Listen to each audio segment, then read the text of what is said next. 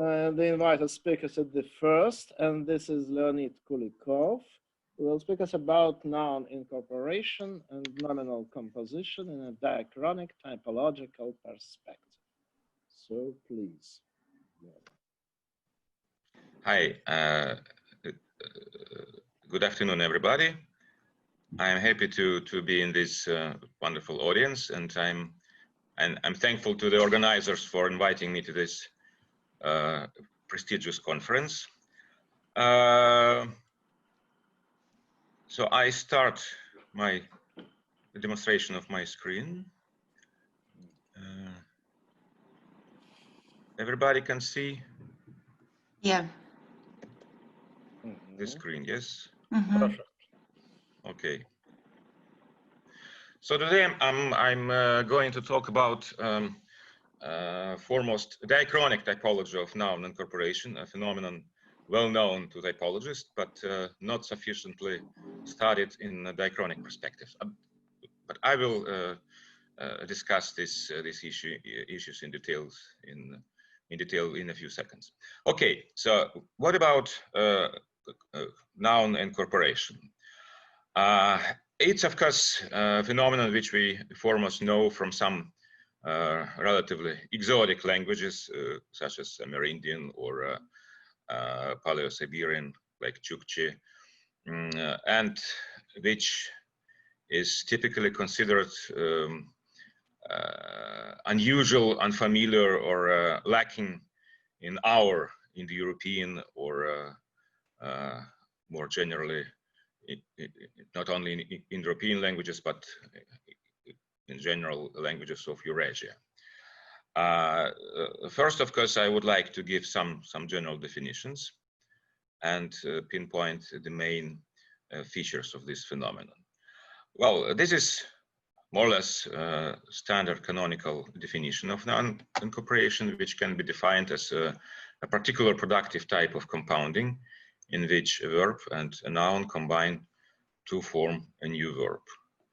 And importantly, the noun bears a specific semantic relationship to its host verb, such as patient, instrument, locative, and so on, and typically corresponds to some syntactic function in the construction without noun incorporation.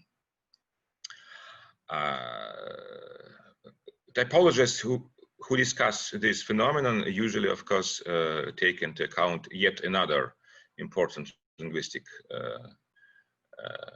phenomenon closely related to noun incorporation, but strictly speaking different from it, nominal composition or nominal compounding. And of course, our definition should be able to make a clear-cut distinction between these two related but distinct phenomena. So let's reformulate this definition to make clear what parts of this definition are responsible for distinguishing noun incorporation from some other closely or not so closely related phenomena. So first of all, our definitions implies morphological unity of the incorporating complex, and in that sense, this definition distinguishes noun incorporation, properly speaking, from what we sometimes call analytical incorporation, sometimes somewhat less felicitously pseudo incorporation, and so on. I will discuss this related phenomenon somewhat later. Second, this definition suggests non-nominal character of the compounded verbal form, which this feature distinguishes noun incorporation proper from what we usually call nominal composition or nominal compounding. For instance, if we take examples from German, which is well known for its well-developed nominal composition, this definition will be, this part of the definition will be able to take care about such similar but yet distinct phenomena as nominal compounds of the type Arbeitsausführung or Arbeitsausführen, where the base, the second component of the compound, is not a verbal form properly speaking. It's a nominal derivative, which is not part of the verbal paradigm.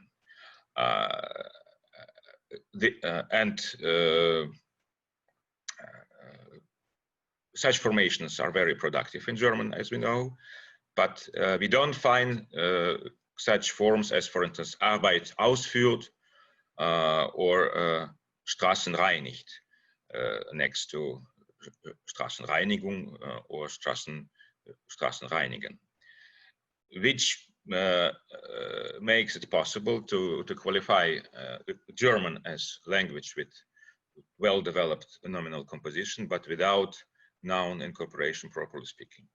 So this is the second important point, non-nominal character of the base of the compounded form derived from the verb. And third, noun incorporation should of course be productive, operating on a considerable,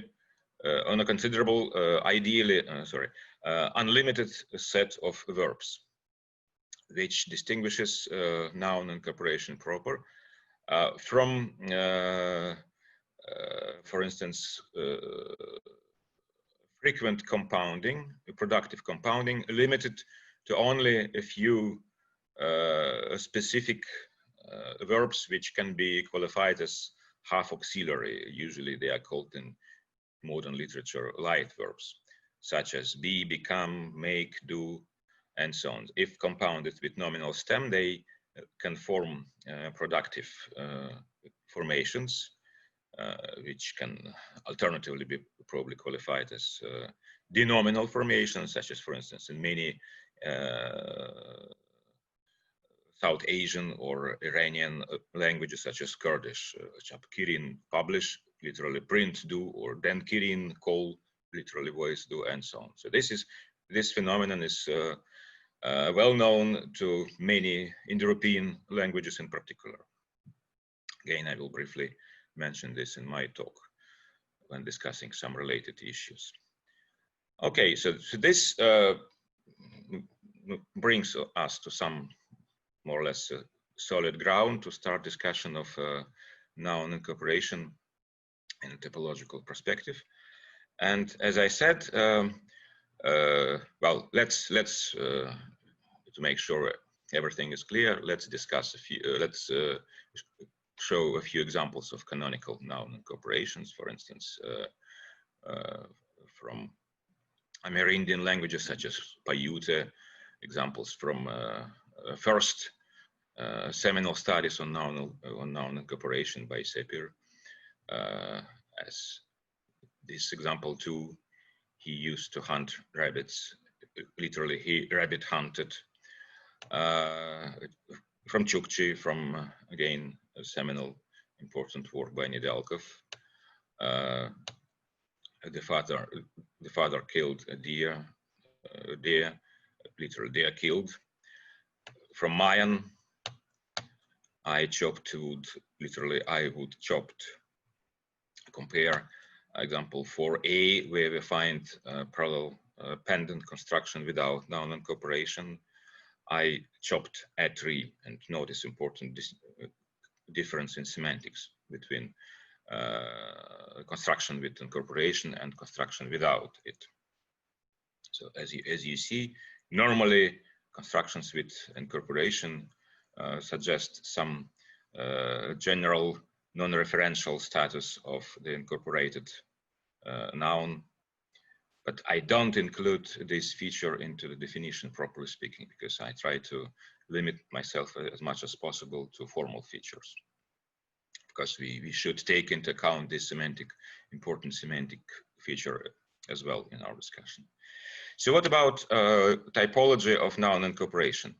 As I mentioned at the beginning of my talk, typological studies on incorporation are mostly limited to synchronic issues. we know a lot about existing types, structures of incorporating complexes, different formal phenomena which we observe in incorporating languages, but little is known about the origin of noun incorporation, even if we know some mechanism of change of one type to another. We know not that much, actually we know little about how exactly nominal incorporation can emerge, how non-incorporating language can become incorporating language. And this is, of course, at least partly understandable, because as I mentioned, we know this phenomenon primarily from languages without well-documented linguistic history. We barely have more than a few centuries of documentation for such languages as Amerindian, Chukchi, and they are all quite stable as far as noun incorporation is concerned. So it's not that easy to say how some Proto-Aleut, Proto-Chukchi Kamchatkan language could give rise to the phenomenon of noun incorporation, provided that this phenomenon did not exist at some earlier stage. Therefore, although noun incorporation is highly unusual, at least it is considered unusual, unfamiliar for our languages, such as Indo-European, I will focus in my talk on languages which are traditionally considered non-incorporating and yet which can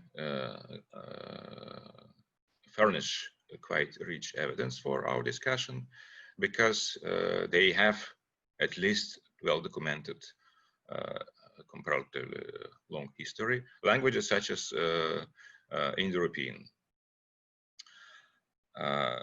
So I will try to find at least some important mechanisms which are responsible for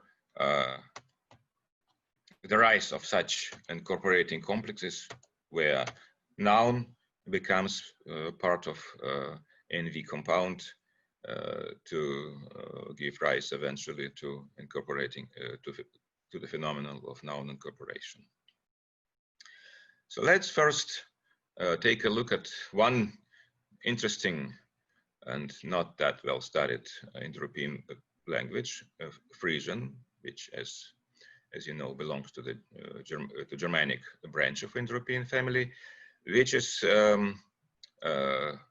now, at least in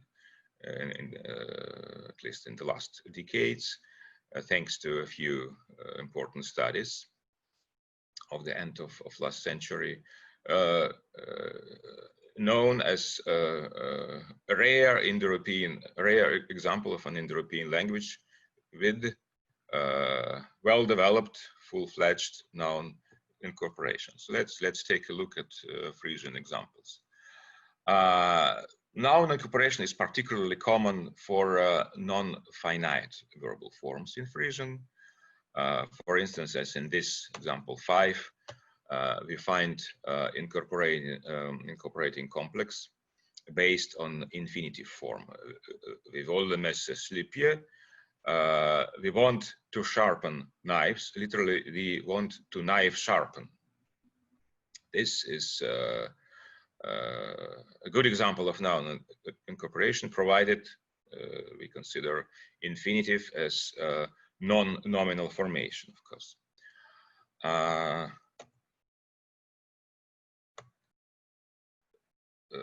Compare this construction to non-incorporating pendant, we call it the Messen sleepia, where we have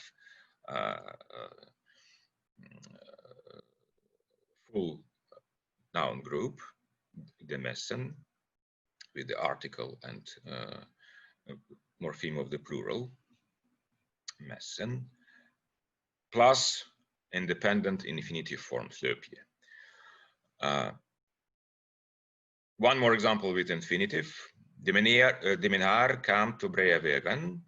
The gentleman came in order to weigh the bread. Again, with incorporating complex based on infinitive. So no special discussion is necessary, but this doesn't mean that incorporation is limited in Frisian to non-finite forms only. So example 7 gives us finally a wonderful instance of noun incorporation based on finite form. Hiabole bakt al jaren mee nocht. She bakes loaves already for many years with pleasure. So here the incorporating complex is based on a personal form, bakt, and the incorporated noun corresponds to direct object. So this is more or less canonical type of noun incorporation. Compare non. And one more example. Sin creas wijf, fisk zoetelt, wierm dood. So here we have even a sequence of incorporating complexes. His pretty wife sells fish, digs worms, and so on. Obviously, it goes about wife of a fisherman. Fisk zoetelt, wierm dood. Clear examples of incorporating complexes based on personal forms. To conclude the discussion of Frisian, let's take a look at parallel constructions in Dutch, which in many respects, at least as far as its syntax is concerned, is very similar to Frisian, but which does not have such constructions. So if we take, for instance, example 5 from Frisian, we want to sharpen knives. The parallel Dutch example 5b has only construction with independent noun phrase. Wij willen messen scherpen. We want to sharpen the knives. No construction of the type messen scherpen is possible. Again, in case of example 6, de meneer kwam te Breawegen. We find in Dutch de meneer kwam om brood te wegen. Only direct object, no compound. Notice also the particle t instead between direct object and infinitive, which makes even impossible the analysis of in terms of analytical incorporation. And example 8 with personal form, fisk zoetelt, and so on. Of course, no construction with incorporation of direct object is possible in Dutch. Zijn aardige vrouw verkocht vis, and so on. Of course, no vis verkocht. So Dutch is, in that respect, certainly belongs to another syntactic type. No traces of noun incorporation. But we do find some limited evidence for noun incorporation in some other Germanic languages further to the north. So, for instance, in Swedish, we do find such examples as number 9, läkaren opererade patienten i hjärtat. It's normal construction without incorporation. Alongside läkaren get opererade patienten. The doctor operated on the patient's heart. So here we have incorporation not of direct object, which would be of course the canonical syntactic type, but incorporation of let's say location, locative, at least judging by example A without incorporation. incorporation of direct object is not possible in Swedish. So läkaren patient opererar dierat is not does not exist. It's ungrammatical. Yet the existence of such non-canonical incorporating examples is quite remarkable. And similar constructions can, of course, be found as closely related to Norwegian.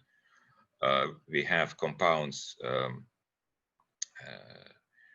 based, of course, not only on verbal nouns, but also on adjectival participles like knivdrept, knife murdered, or knife killed, on infinitives, knivdrepe, to knife kill, and even on finite forms, knivdreper, knife kills. So, but again, it's only example of incorporation of instrumental, not of direct object.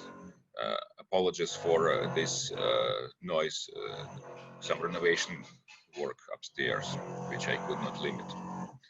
I tried as much as possible.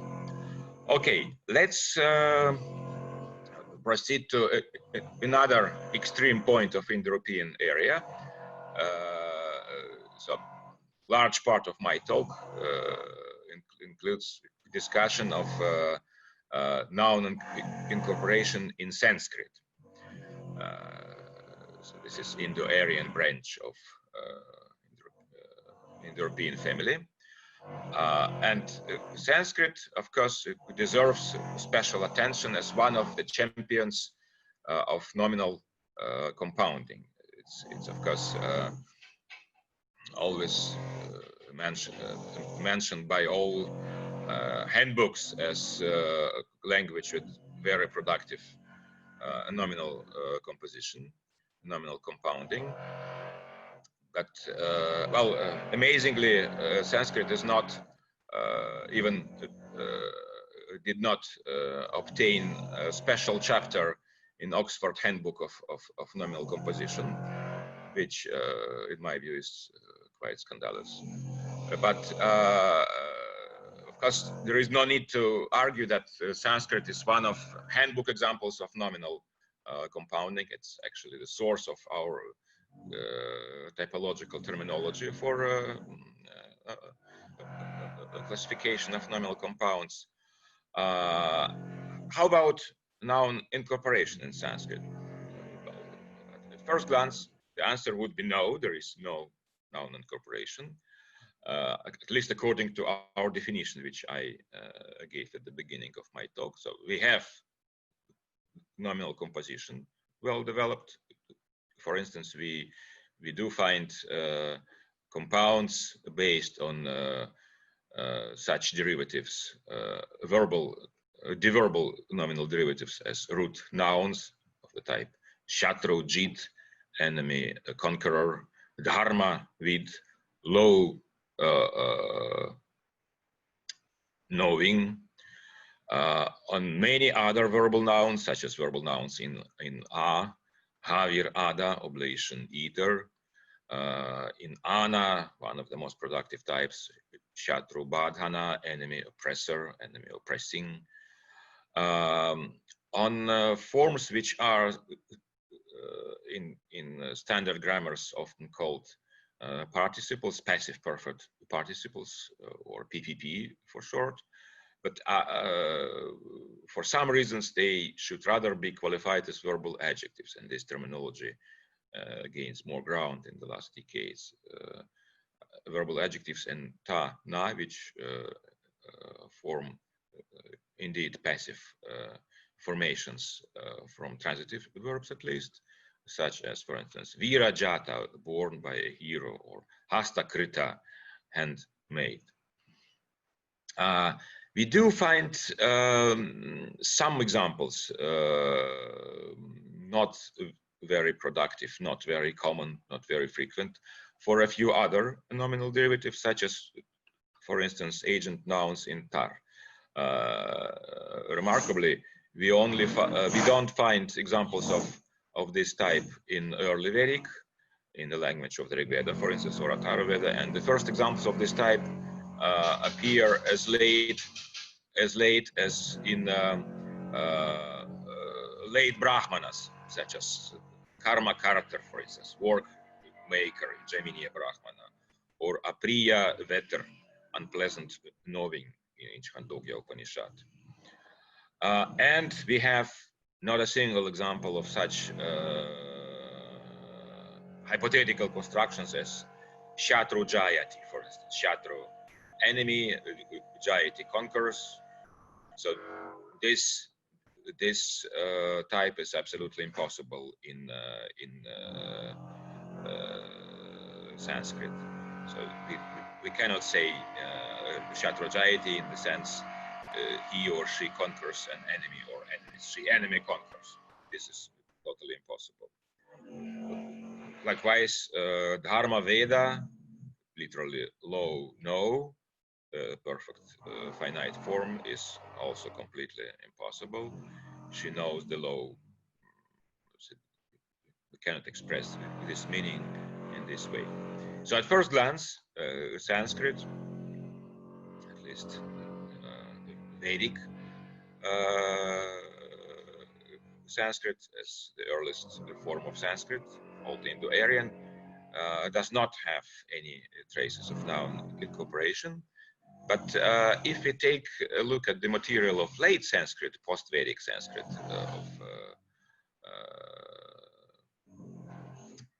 let's say, from the first millennium Christian era onwards, we do find some interesting examples which at least deserve discussion in our talk. We do find examples of compounds based on converbs. First of all, what can we say about converbs if we take evidence from Vedic? Converbs, traditionally called absolutives or gerunds in Sanskrit grammar, with the suffixes tva and ya, generally do not form compounds. Нету звука. Простите, в смысле нету звука? Can you hear me? Or you cannot hear, or you can't hear me. Everything, I can hear you perfectly, and all the renovation. I just see the message that the sound was turned off by the organizer, but can you hear me now? Yeah. Yes, okay. I can hear you. Yes, I can. Okay, that's fine. So, what about converbs in tva and ya, and some rare forms of converbs in earlier Sanskrit, in Vedic Sanskrit? Actually, we do not find such compounds, with a few exceptions. Exceptions include, first of all, a few examples of compounds based on converb grihya, derived from the verb grih, to take, to catch, to seize. Actually, examples can be listed easily on just one slide. For instance, we do find karna grihya, ear grasp, Rig Veda 8:70-15, which means having grasped by the ear someone. Then we find pada grihya 2 times in the Rig Veda, having grasped by the foot. Pada is foot.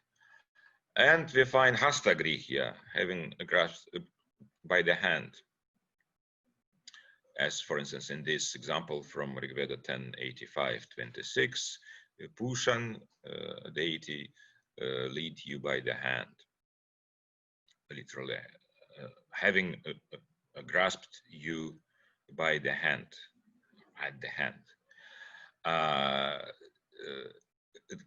The fact that we only find compounds based on this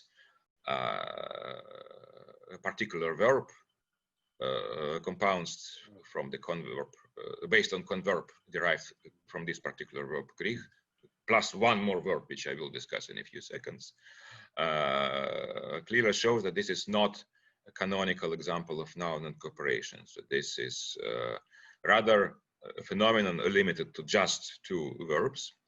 And in case of Greekia, we are rather facing in this case what we might call some sort of proto case. We have formation which theoretically, hypothetically could later give rise to a new case, which one might call captative, meaning taking someone at some particular body part. But we don't find traces of such forms in later texts. So obviously this proto case never became a real case, and in any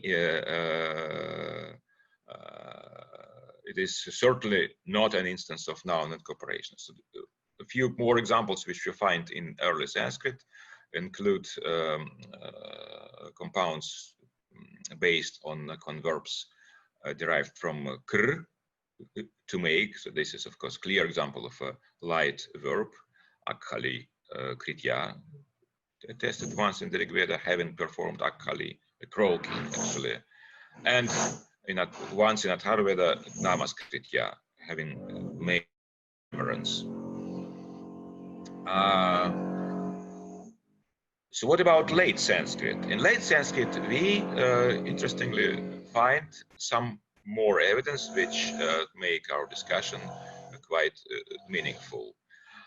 In quite late texts, if I remember correctly, it's the end of the first millennium of the Christian era. So it's certainly late language, which was not a living language anymore at that time.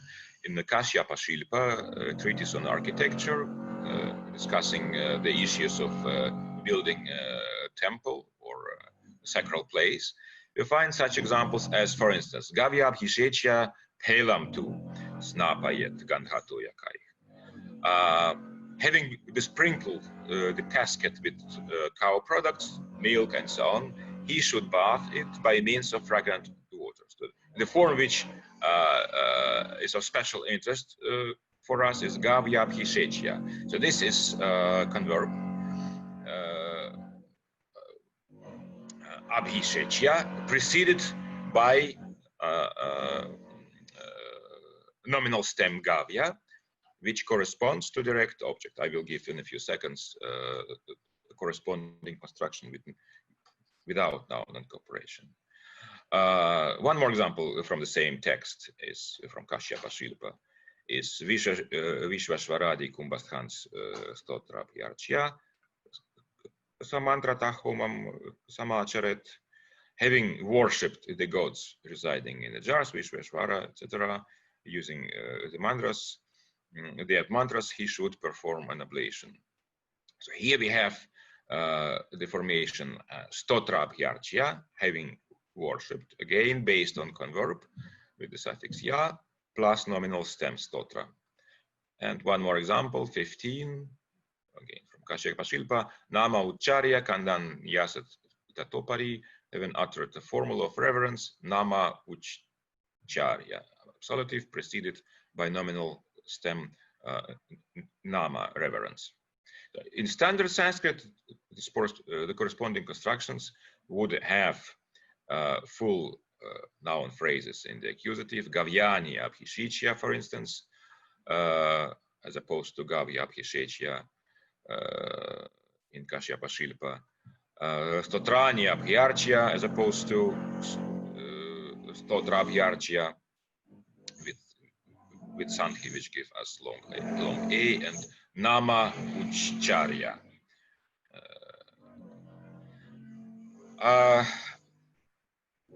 Well, of course, we might say that this is due to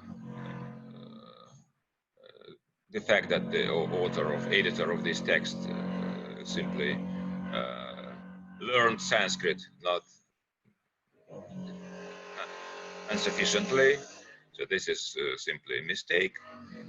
But nevertheless, we do find rare, but nevertheless, some examples of similar formations in some other late Sanskrit texts. For instance, in Amshumadagama, we find such example as Panchagavya Abhishechayet, again with the same nominal stem Gavya, by the way, in the same verb, 5 cow products with sprinkle. And here we have even finite form. He should besprinkle it with 5 cow products. In Siddha Tantra, at least in some manuscript, we find Astra Abhimantrayet. He should utter the Astra mantra over the cloth. So it's not completely isolated in this text. Notice also one more interesting phenomenon.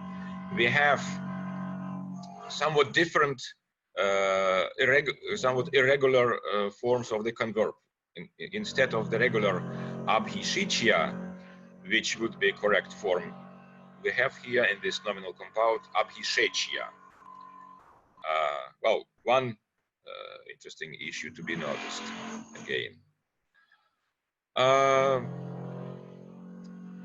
Let's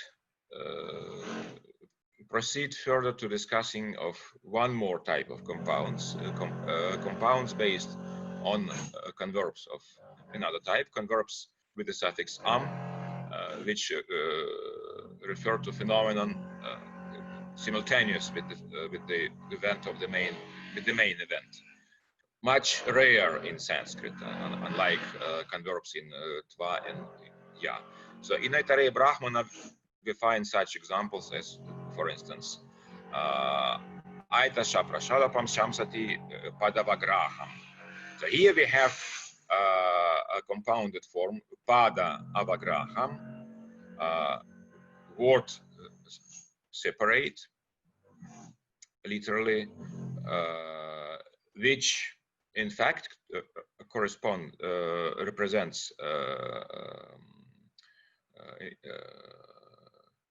incorporating complex based on am converb, pada plus avagraham. Notice that this construction is attested alongside constructions without incorporation, as for instance in the parallel quite similar Brahmana, in Kaushitaki Brahmana. Both Brahmana belong to the tradition of the Rig Veda, and they of course have many parallel text fragments. So here we have very similar construction which discusses, which deals with the same issue, reciting of a particular text in particular situation. Ekaikam padam avagraham. So here we have full noun group in the accusative singular, padam, which is followed by am converb. Such formations can be found not very frequently, but nevertheless a few times in some other middle and late Vedic texts. For instance, again in Aitareya Brahmana, Anga Samakhyayam, in Kaushika Sutra, even younger text, Kshira Leham, literally licking milk. They don't become productive anyway, and the very form of am converb is not very productive either. Could it be due to the influence of some other South Asian languages? Could it be just contact phenomenon? Actually, we don't find much examples of noun incorporation, of canonical noun incorporation in South Asia. We don't find almost anything in modern Dravidian languages, and in Old Tamil, which is more or less contemporary to late Sanskrit texts, which I just discussed. We do find a few examples of such of constructions similar to what I just discussed, using evidence from late Sanskrit texts. So, for instance, we do find such examples as 19 from Narinai, where we have compounded form varut turi, which is based on direct object, nominal stem of direct object, plus past participle form uri. So again, non-finite forms.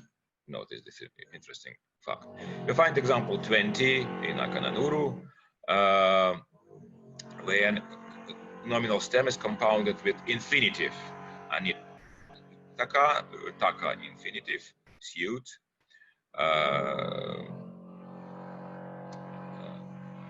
And we find one example in Kalitokai, where a compounded form is based in that case on finite form expressed in the past,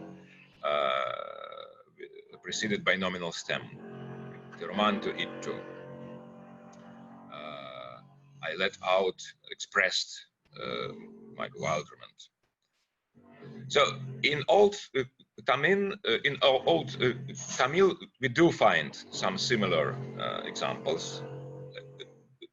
Again, like in classical late Sanskrit, not very frequent, not very common, but nevertheless, we do find such examples as well. One more example from Kalitokai, where we have again compound based on the infinitive.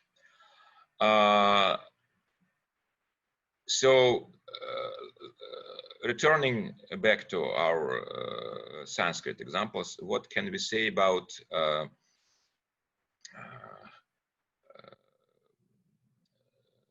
possible sources of these compounds based on converbs? Actually, in some respects, at least as far as the form of this verbal forms of this verbal formation is concerned, they remind compounds based on gerundives, because as I mentioned when discussing examples from Kashyapa from late Sanskrit text, we find some irregularities with the form of converb, unusual alternation degree in the root, which reminds a little bit gerundives, and gerundives do form nominal compounds, but again, not very commonly. We do find such only two forms in early Vedic, in Rigveda and Atharvaveda, such as Bala Vijnaya and Nivi Bharya, and some more in late Sanskrit texts, Shirshaharya, to be born on the head, or Suktochya, to be pronounced in the form of a hymn, or even in later text. So these are examples from Vedic prose, Middle Vedic, and from later post-Vedic Sanskrit, we find such examples as Sindhu Matya, to be produced by stirring the stream. If we take a closer look at our converbs, which we find in Kashyapa Shilpa, which are able to take the nominal stem to form incorporating complex, we can immediately notice that from the formal point of view, they remind gerundives, first of all, because of the full grade of alternation, ablaut alternation in the root.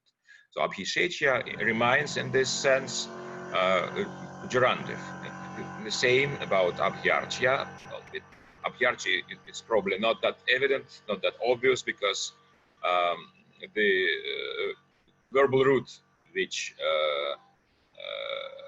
serves as the source of this derivation does not occur in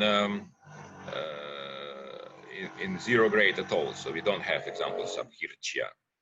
And the same about Uchcharya. But at least in the case of Abhishechya, we have some reasons to consider these converbs as perhaps as some specific formal subtype of converb, which we might tentatively call, for instance, gerundival converb, absolutive, formed with unusual non-zero grade in the root.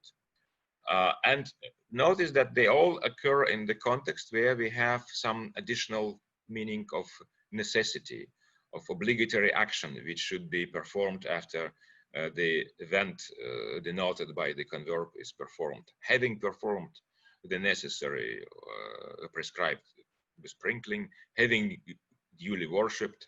So we always we are always dealing with some necessity, which again could be considered as a semantic feature shared by this converb with gerundive. Well, to conclude discussion of South Asian material, I have to say a few words about examples of incorporation in modern South Asian language. In fact, if we take a look at modern South Asian linguistic area, as you know, this is one of handbook examples of linguistic areas, we only find a canonical noun incorporation in some Munda languages, and especially in South Munda, where we even find examples remarkable for a general typology of incorporation of two noun phrases, two noun nominal stems at once. Within incorporating complex, I will anoint my head with oil. Both direct object and instrument are here. May, oil, and bob, head. But we don't find examples of incorporation outside this small, geographically small Munda group. Other South Asian languages are not that friendly with regard to the phenomenon of noun incorporation. We only find what we know, as I mentioned at the beginning of my talk, as analytical incorporation. For instance, in modern Dravidian languages, we have next to constructions with non-incorporation, with non-incorporating verbal forms with accusative or direct object. We also have examples of unmarked direct object, what we call what some traditional grammars call unmarked direct object, like Khatan Vankinen. I borrowed money, which gives us slightly different meaning as compared to construction with accusative. I collected that. In Hindi, as in some others modern Indo-Iranian languages, we do find such examples as Anil Kitab Bechega. Anil will sell books, will do book selling, next to constructions with accusative dative, well, issue of terminology, with marked with particle ko, kitab or ko. So this example, what we find in 24A, in 24A, can be qualified as analytical incorporation again. Phenomenon well known also from several Central Asiatic languages, from Altaic, Turkic, and so on. So obviously we don't find much support to preliminary hypothesis of the rise of incorporation in late Sanskrit due to some language context. So we have to look for some internal reasons for the rise of noun incorporation. And now I would like to take a closer look again at the system of converbs and gerundives in Sanskrit.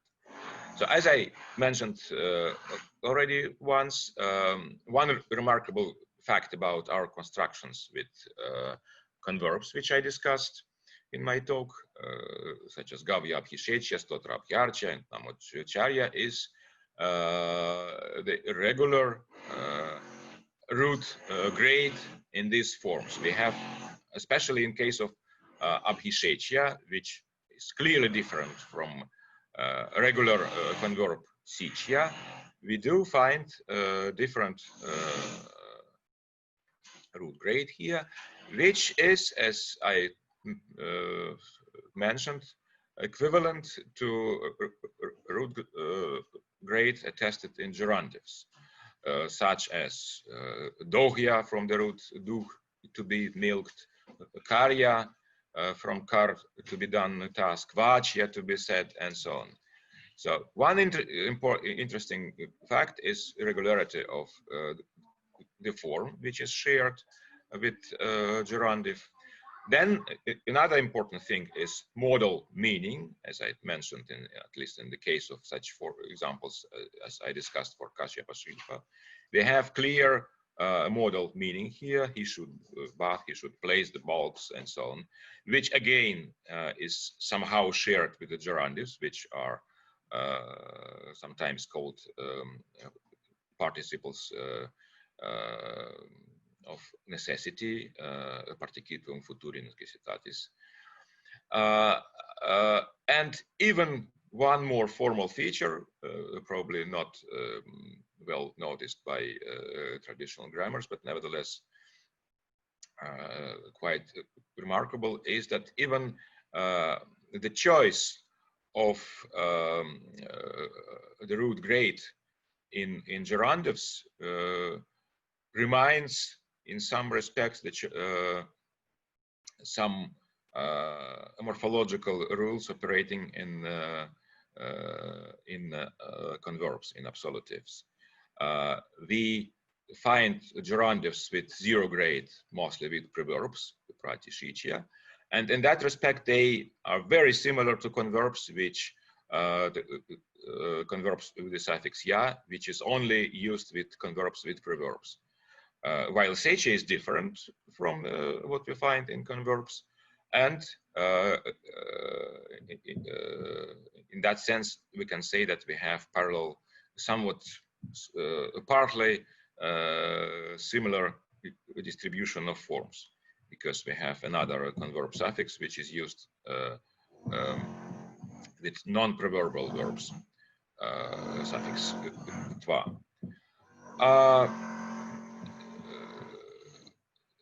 So we have obviously some similarities between gerundives and converbs,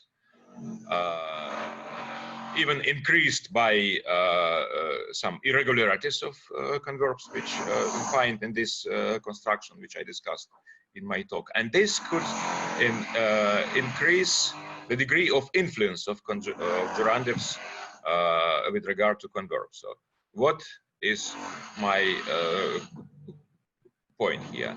On the one hand, we do find the compounds based on gerunds, on gerundives, such as forms as I mentioned a few minutes ago, like bala vijnaya or nivibharya, recognizable by force or to be born under clothes, shirshyaharya, suktochya, sindhupmathya. So compounding based on converbs is possible in Sanskrit. Perhaps not that common, but nevertheless possible.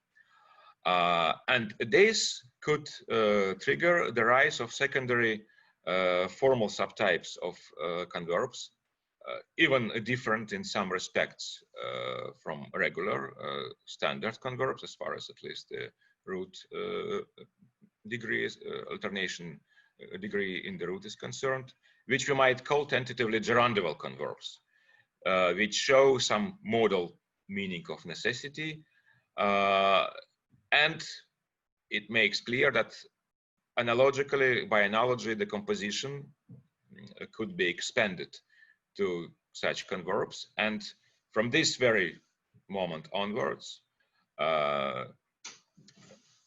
once expanded to forms which belong to verbal paradigm, nominal composition becomes nominal noun incorporation, at least in this limited part of the verbal paradigm. Before I proceed to some conclusions, let's take a look at slightly similar phenomenon in Quechua, where we find some limited some examples of noun incorporation limited to some particular constructions with nominalization. So for instance, in example 27, we do find next to normal construction with the direct object in the accusative, lamata, we find also lama randinata, which becomes possible because we have here a complex sentence which prompts the use of nominalization. And with nominalizations, we do find such incorporating complexes, which again points to some limited presence of the phenomenon of nominal noun incorporation in this language. One more example is 20 able, where nominalization or rather infinitivization is due to construction with the main modal predicate shan can, and we find similar phenomena also in adjective clauses in Quechua. So again, with some particular non-finite forms, we do find examples of noun incorporation. And this brings us to our concluding remarks and to some tentative answer to the main question, where does noun incorporation come from? So I think I was able to argue, and I will give some more explanation on that noun incorporation may arise at the periphery of the verbal paradigm under the influence of verbal derivatives outside the paradigm. So if we take a look at the example of Frisian, which was discussed and actually introduced into typological literature by Dijk in his dissertation, here the emergence of noun incorporation is obviously due to the fact that they first appear in gerunds in ane,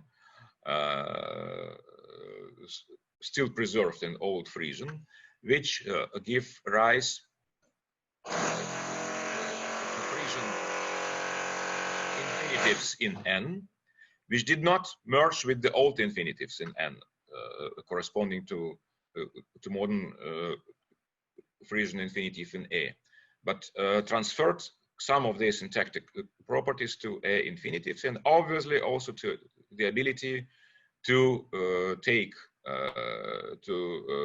form incorporating complexes.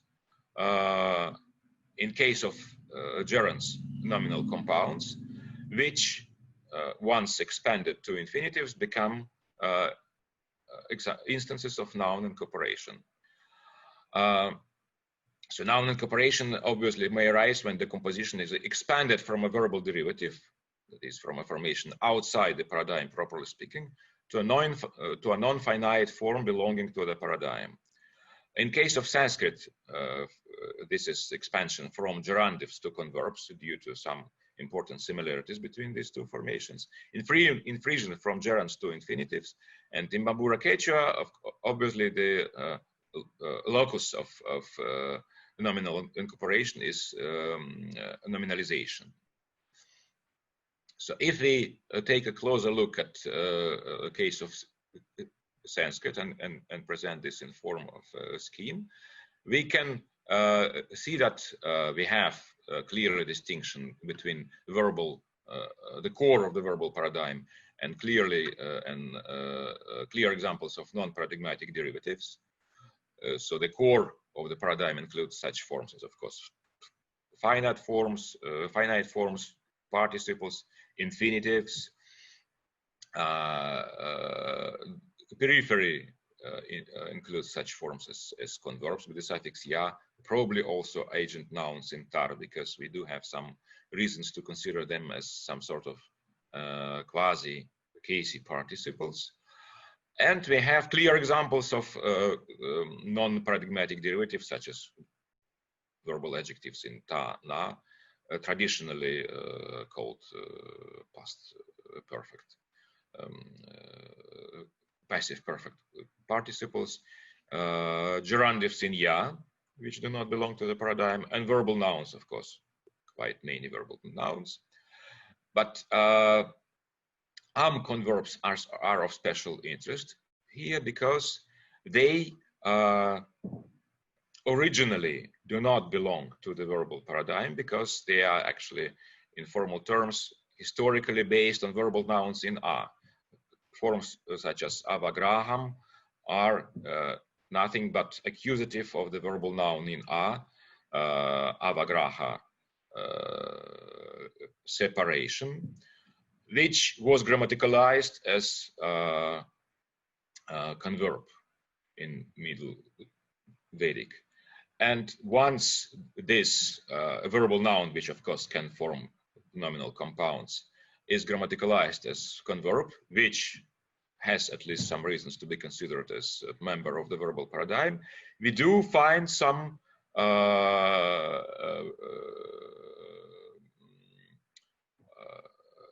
reasons to say that we are facing some sort of proto-incorporation or pre-incorporation, and eventually, after a development of compounding based on converbs of the type with the suffix ya, we of course have even more reasons to consider nominal incorporation as emerging phenomenon in Sanskrit. So this is more or less what we can say about at least one important mechanism of the rise of incorporation. So obviously, next to canonical nominal compounding, based normally on verbal nouns, for instance, and canonical full-fledged noun incorporation, which we do not find in Sanskrit, except for maybe a few exceptions in late texts, we do find peripheral noun incorporation, which can quite easily emerge on the basis of some non-paradigmatic derivatives, especially after their grammaticalization. So in fact, this conclusion brings us some sort of bonus, additional information. The existence, lack of incorporated complexes based on particular verbal formations can be used as a criterion for delimiting the verbal paradigm, distinguishing members of the paradigm in the strict sense of the word from nominal derivatives, which do not belong to the paradigm properly speaking. And especially it's interesting in the case of some intermediary cases as converbs. So in non-incorporating language, a verbal formation that can be compounded with nouns does not belong to the verbal paradigm sensu stricto. So next to finite forms such as impossible shatru jayati, jayati is a finite form which of course cannot form compounds. As opposed to non-paradigmatic derivatives such as verbal nouns, we do find some intermediary cases which obviously give some evidence for pre-incorporation or proto-incorporation, and instantiate obviously the examples of instances of the emergence of rise of incorporation, which in classical Sanskrit does not become that productive as, for instance, in Frisian, but nevertheless we obviously observe more or less the same tendency. So that was more or less what I would like to say about diachrony of noun incorporation. Thank you for your attention. Thank you. Thank you very much. So we have some time for questions. I see two people here in the chat. So first, Людмила Викторовна, ваш вопрос. Thank you. Thank you very much for a very interesting talk. Maybe I missed some definitions of incorporation.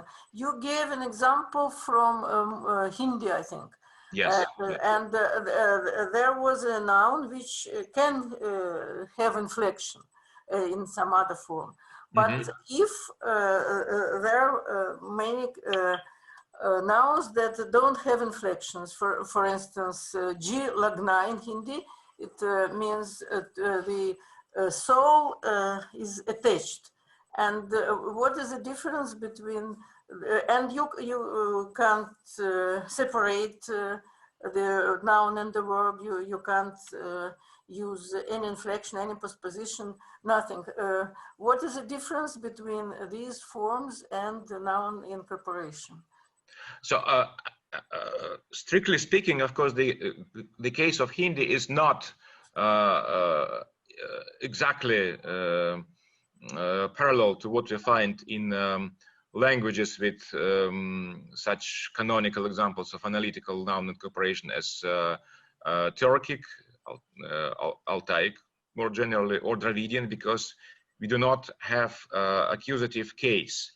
We have some particle which preserves the status of free morpheme, but the lack of this morpheme in constructions, which I discussed in my talk, makes this phenomenon very similar to what we find in languages with well-developed accusative case. So my example was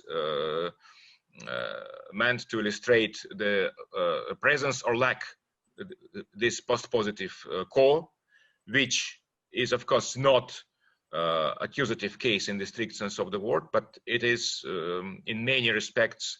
Well, some people are using the term analytical case, or we can say that this is some sort of pre-case. There is some tendency to use this particle as case morpheme. Of course, it's not case morpheme in the same sense as we use for Altaic, Turkic, or Dravidian. But structurally, from the syntactic point of view, the coexistence of such constructions with and without core is very similar to what we find in Dravidian or Altaic. Therefore, I use the term analytical incorporation also for Hindi, and so do also many authors who discuss this phenomenon in Hindi as well. Thank you. There is one more question from Boris Alexei. Hello, Leonid Igorevich. Yeah. Thank you very much for a very impressive talk. I wanted to ask you, you've taken the data concerning value gradations in explaining the phenomena of incorporation. Yes. Why didn't you mention anything about Benveniste hypothesis concerning this accentuation change on the suffix in tr formations or before the suffix? Was it done on purpose, or you've simply omitted this? You mean accent change in which distinguishes agent nouns from action nouns in tar? Exactly. Well, actually, that was not that important for my talk.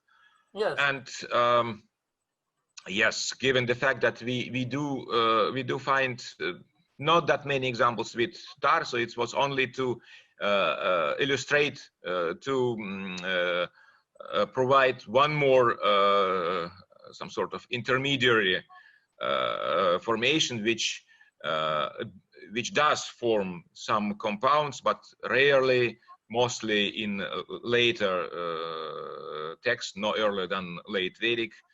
And obviously the lack of compounds based on tar is some, at least tar used as agent noun is not accidental. It gives us, at least in terms of my criterion, which I mentioned at the end of my talk, gives us some additional reason to consider these agent nouns in tar as some proto-participles or case participles. They are more participles in a sense than, for instance, adjectives in ta, na,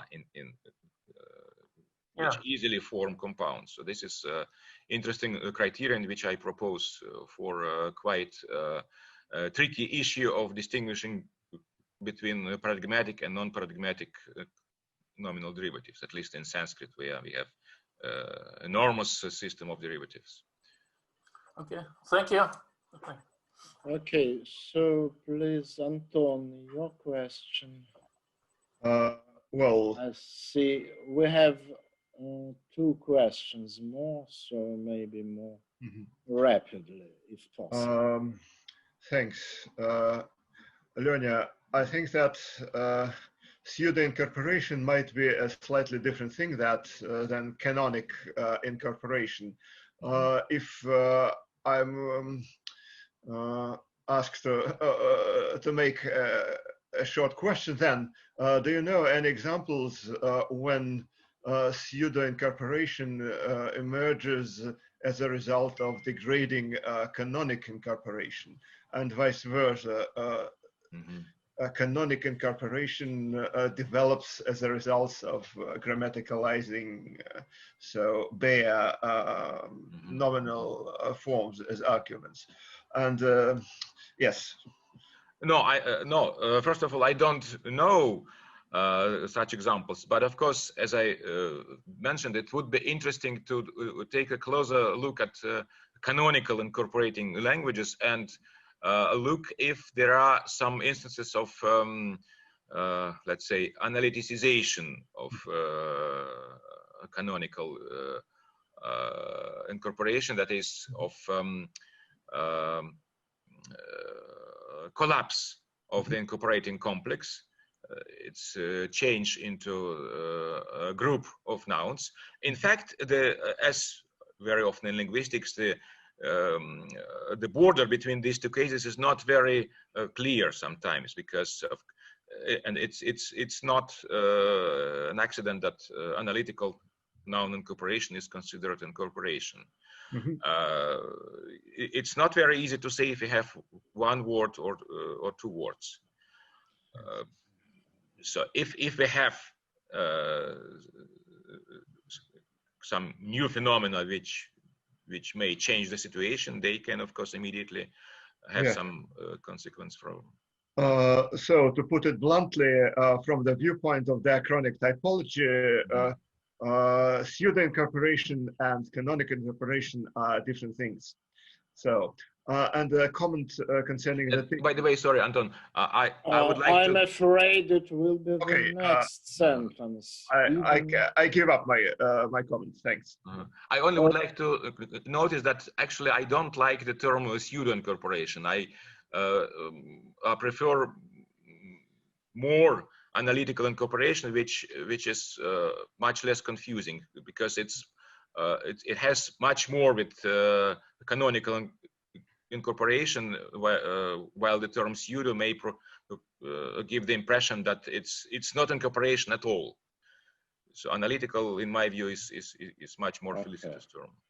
Okay, so the last comment from Valentin Feodosievich, and I'm sorry to say that we are short of. Well, so just a very minor comment that if you are interested in other analogies from non-Indo-European languages, there is also marginal, very well, not very, but peripheral construction in Mending, which follows exactly the model, diachronic model you have presented, where exactly there was a noun compounding with verbal noun, fusion with direct object, a transformation into infinitive through fusion with a postposition, and then grammaticalization of this form into verbal finite one. And we have, by this way, we have an verbal incorporation of exactly the same type if you have presented. Thank you. It's in many languages, Mandinka, Bamba. Okay. I'll contact you for further details. Thank you, Vale. Yeah, okay, so thank you very much. And that's the end of this invited talk. Thanks for everybody.